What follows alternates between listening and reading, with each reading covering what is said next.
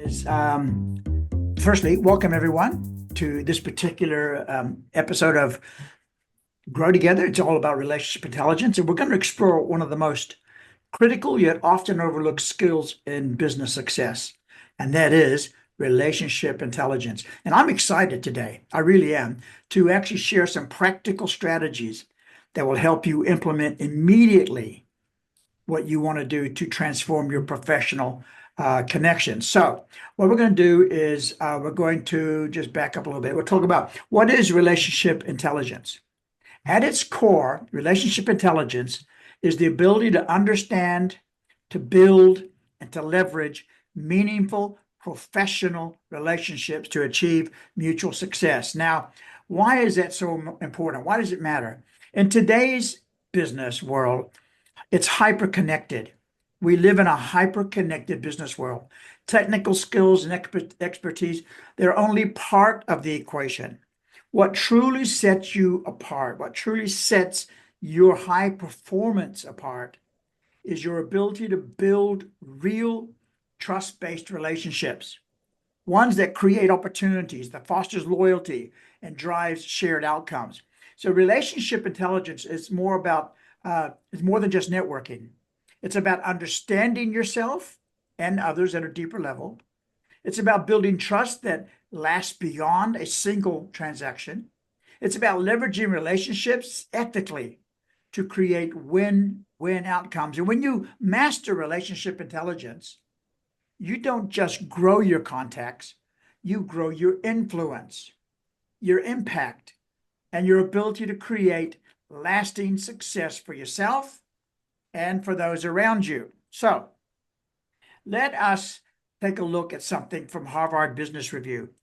They reveal that professionals who build strong trust-based relationships close 50% of the deals faster than those who don't.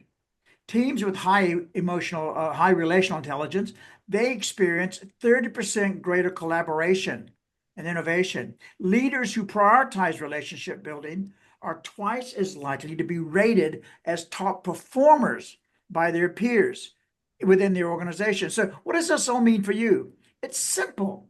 Mastering relationship intelligence is not just a nice to have, it's actually a strategic business advantage. If you want faster decisions, better collaborations, and stronger client loyalty, if you want to grow your influence, you want to grow your impact, you want to grow your opportunities, then investing in your relational skills is one of the smartest moves that you're ever going to make. Here's the bottom line.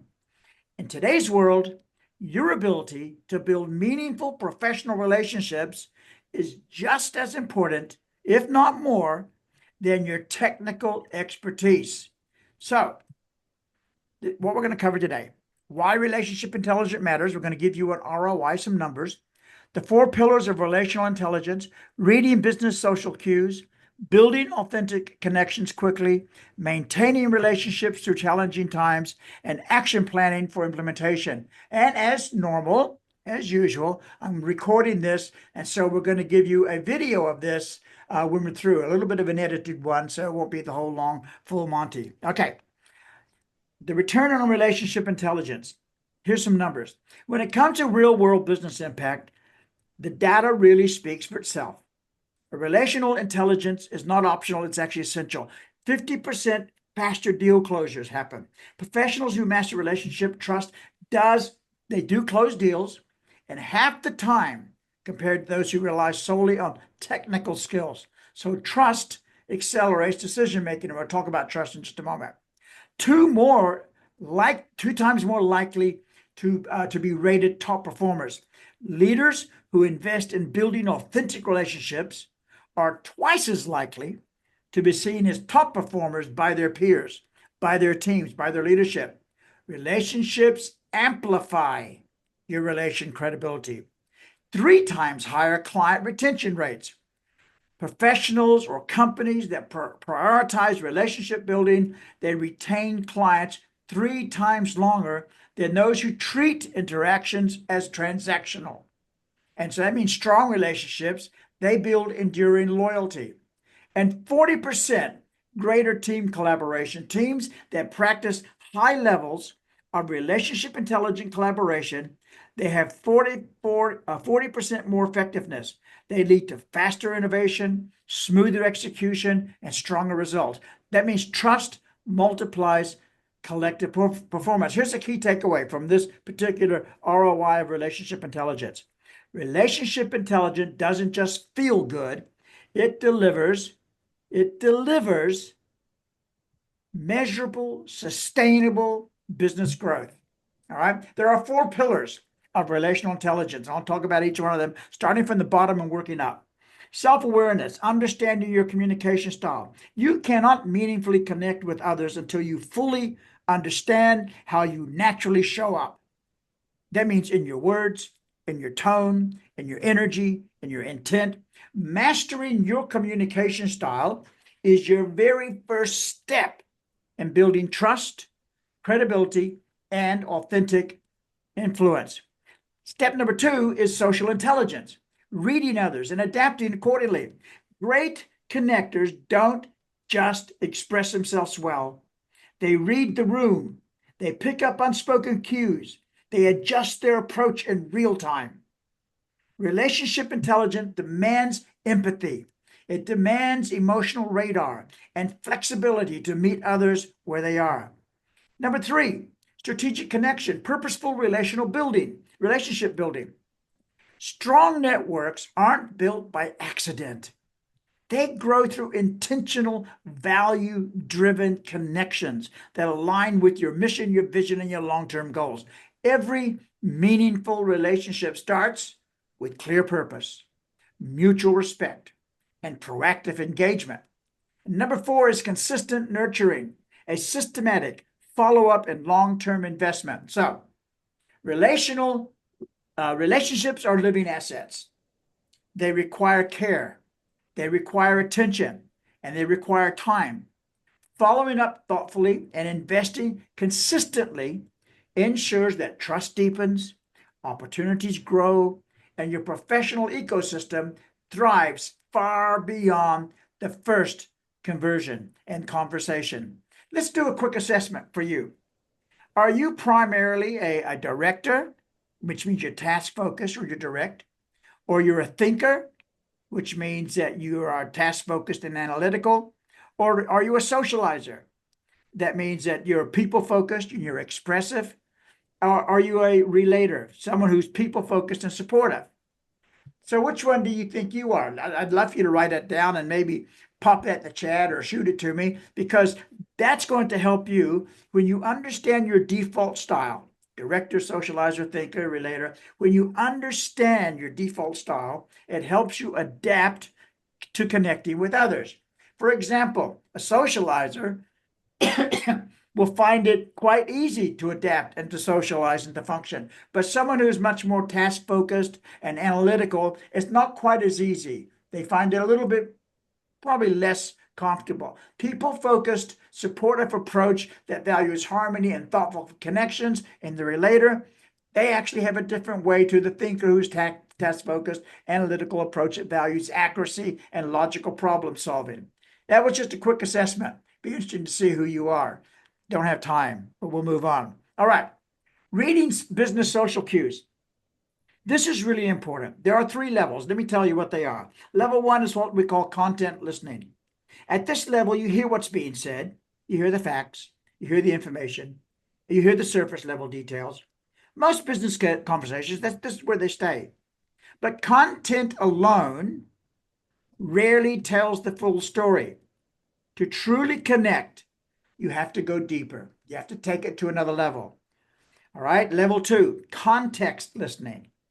Context listening tunes you into the emotions and the tone and the subtext behind the words. You listen for what's not being said, picking up on hesitations, enthusiasm, discomfort, or deeper currents of meaning. At this level, you start to see the dynamics of trust, concern, ambition, or resistance that shape the relationship. Then we have level 3, intent listening, the highest level, listening for why someone is communicating. You focus on understanding their goals, their motivations, and their values. At this level, you're not just exchanging information, you are gathering critical insight into what matters most to them, which gives you the intelligence to build stronger, deeper, mutually beneficial connections. Okay, building trust, there are 4 levels of it. I just have a drink. Building trust, there are 4 levels. There are 4 core elements. Trust is the foundation of every meaningful relationship, but it does not happen by accident. It's built intentionally. You've heard me talk about this before. This is not new. It's built intentionally, and it's built through 4 core elements that work together to create safety, reliability, and connection. So here's how you grow trust with purpose. The first thing is called credibility. Credibility, people trust you when they believe in your expertise and your competence. Credibility answers one single question. Do you know what you're talking about? It's built through experience, knowledge, and the confidence that you project, and eroded when you exaggerate or you guess or you appear uncertain. So if you're actually out building your business and you're going to go into a client relationship or to a new prospect meeting, your credibility is the first thing you want to build. People trust you when they believe in your expertise and your competence. Don't exaggerate it. Don't underplay it, but don't exaggerate it. The second element is called reliability. Trust deepens when you consistently do what you say you'll do. Look, reliability answers, can I depend on you? Credibility says, do you know what you're talking about? Reliability says, can I depend on you? It's about showing up on time. It's about delivering what you promised and following through. It's about especially doing that with the small things. Every reliable action is a deposit in the trust bank. I want to say that again. Every reliable action, every time you prove that you can be depended on, is a deposit in the trust bank. And that leads to the next level of self-orientation. The less focused you are on your own agenda, the more trust you earn. Hello, I think I need to say that again. I felt an amen moment on that one. The less focused you are on your own agenda, the more trust you earn. People sense when you're trying to win a conversation versus genuinely helping them. And by the way, I know that this one actually works in the one-on-one relationship with she who runs my world. She can tell when I'm just trying to win the conversation, and it doesn't work very good. So high trust relationships are built when you prioritize their goals and their needs over your own short-term gain. And that leads to number 4, level 4. Trust, it's intimacy. Trust requires emotional safety. Wow. In intimacy is a professional sense, is about in a professional sense, it's about creating environments where honesty, vulnerability, and real conversations can happen without fear. Fear of being misunderstood, fear of being marginalized. When people feel safe sharing their challenges, sharing their ideas and their concerns with you, then true trust is actually born.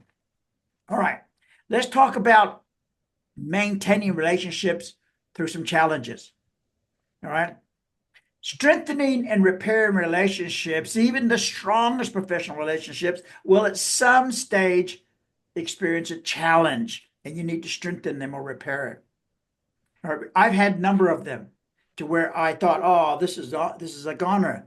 No, it needed to be repaired, it needed to be strengthened. Relationship intelligence means that you know how to not only build connections, but also maintain, repair, and grow them over time. Here's how you do it. You have a relationship bank account. You cannot make withdrawals if you haven't made deposits. It just makes sense. Think of every interaction as a deposit or withdrawal in the relationship bank account. Stephen Covey talked about this a lot in a number of his books. All right, value-adding deposits like showing support, delivering on promises, simply listening well at level 3, listening. Build a positive balance and trust of goodwill. When tough conversations or favors are needed, that positive balance will give you relational credit to navigate that conversation well. Then we have navigating conflict. Conflict isn't the problem. Let me say that again. Conflict is very seldom the problem. How you handle that conflict is the problem. And I've learned this firsthand. And I've lost out because I didn't understand this particular principle. All right. When issues arise, address them directly, but do it with respect and honor. Avoid attacking the person. Focus on the shared interest or the goals rather than the entrenched positions. High-level connectors don't shy away from conflict. They use it as a bridge to deeper understanding and stronger partnerships. And then you have recovery strategies. Mistakes are going to happen. Trust is built by what you do next. When gaps or disappointments occur, acknowledge them openly, make clear, specific commitments to change, and most importantly, back them up with valuable action and visible action. Repairing trust isn't about talking more. It's not about you trying to have the last word. It's about doing more consistently and letting your actions speak louder than your apologies. Here's the key message for this maintaining relationships through challenges.